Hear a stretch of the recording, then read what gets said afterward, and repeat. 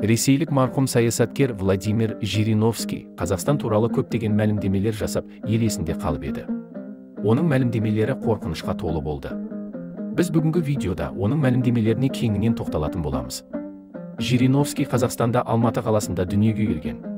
Қазақтың қара суы мен таба нанын жеп өскен. Кейіннен Ресейге кетіп сол жақта биік мінберден көрінді. Әсіресе оның Совет одағын қайта құруға деген ниеті өте зор болды. Ол өз сұхбаттарында әрқашан бұрынғы КСР елдерін Ресейдің қол астына бірігуге шақырып жүрді. Оның Қазақстанға деген көңілі ала бөтен. Яғни ол Қазақстанды жасанды мемлекет деп есептеді. Қазақстанның барлық дерлік аумағы бұрынғы Ресей территориясы. Мысалы, қазіргі Атырау, бұрынғы Гурьев, негізі Орыс қаласы. Семипалатинск, Семей деп өзгертілді. Тіпті менің туған жерім Алматының өзі Верный деп аталды. Верный патшалық Ресейдің Азиядағы бекінісі еді, ол Комсомольская правда газетіне берген сұхбатында. Жириновский қазақтар тек Қазақстанның оңтүстігінде, Шымкентте, Қызылордада, Жамбылда өмір сүргенін айтты. Тек осы үш өңір ғана шынайы Қазақстан дейді. Осы бөлікте қазақтар көбірек қоныстанған. Олар көшпелі өмір салтын ұстанды. Олар алысқа көшіп кетіп, бірақ артынша қайта оралып жүрді. Қазақ халқының негізгі аумағы Қырғызстанның жерімен бірдей ғана. Қалған жердің бәрін Сталин берді. Бұлайша айтқанда сыйға тартты. Мысалы, Хрущев сол кезде Қырымды Украинаға берді. Сондықтан да Қазақстан мен Украинаның аумағы жасанды. 1916 жылдары кеңес өкіметі орнағаннан кейін қазақ халқы Ташкенттің Қазақстанның астанасы болу үшін күресті, бірақ оларға өзбектер кедергі келтірді. Олар бір-бірімен соғысты. Сталин оларды тыныштандыру үшін Ташкентті өзбектерге берді. Ал Алматыны Қазақстанның астанасы етті.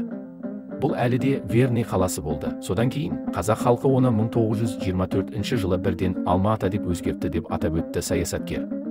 Жириновскийдің пікірінше, Қазақстан екіге ыдырауы мүмкін. Оңтүстік қазақтарға қалады. Ал солтүстік Ресейге қосылады. Қазақстан да Украина сияқты. Яғни батыс Украина өздеріне қалады. Астаналары Львов болады. Ал шығыс Украина Ресейге берілу керек дейді Жириновский. Шығыс Еуропаға Донецк, Луганск, Херсон, Запорожье сияқты өңірлер кіреді.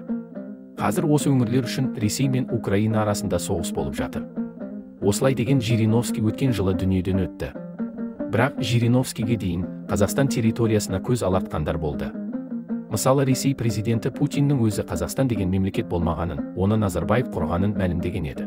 Создал государство на территории, на которой государства не было никогда. У казахов не было государственности никогда. Он ее создал.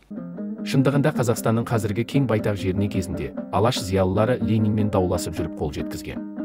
Ленин бастапқыда Қазақстанды Ресей құрамындағы автономиялық ел қылмақшы болған. Бірақ Ахмет Байтұрсынов оған қарсы шығып, Қазақстан ешқандай автономия болмайтынын, Қазақстанға республикалық статут берілу керектігін қадап айтқан. Әңгіменің басын бірден ашып алу керек. Егер қазақ өлкесі өзін-өзі басқара алмаса, онда республика құру мәселесінің пісіп жетілмегені. Онда бос сөзді доғару қажет. Демек, бәрінен бұрын республика құрудың қажеттілігі бар ма, жоқ па, соны шешіп алу керек.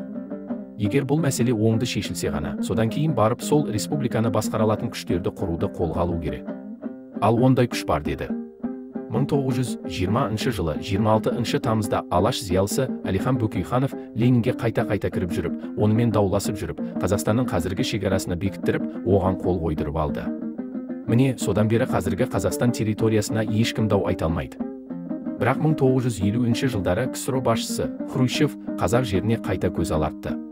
1960 жылы Хрущев қазақ даласынан тың өлкесін құрып, құрамына Қостанай, Көкшетау, Солтүстік Қазақстан, Павлодар және Ақмола облыстары кіргізуді жоспарлады.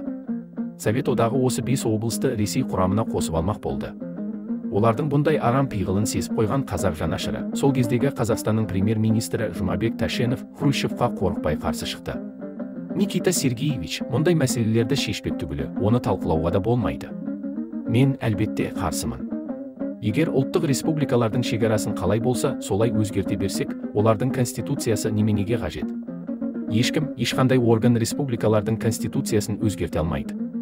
Егер оның нормалары бұзылатын болса, халықаралық ұйымдарға жүгінуге тура келеді деп нық-нық сөйледі. Содан кейін Хрущев Тәшеновтан аяқ тартып, Қазақстанда тың өлкесін құрмайтын болды. Осылайша алаш зиялыларының, ұлтжанды азаматтарымыздың арқасында біз қазіргі Қазақстанда өмір сүріп жатырмыз. Қазақ халқы батыр халық. Біз өз жеріміздің 1 метр жерінде ешкімге бермейміз. жеріміз үшін соңына дейін күресеміз. Құрметті көрермендер, Қазақстан осы уақытқа дейін көршілес мемлекеттерге жерінің бір бөлігін беріп қойған кездер болды ма? Қандай жерлерден айырылып қалдық? Комментарийге жаза кетіңіздер. Тарихымызды біле жүрейік. Келешек ұрпаққа тарихымызды айтып кетейік.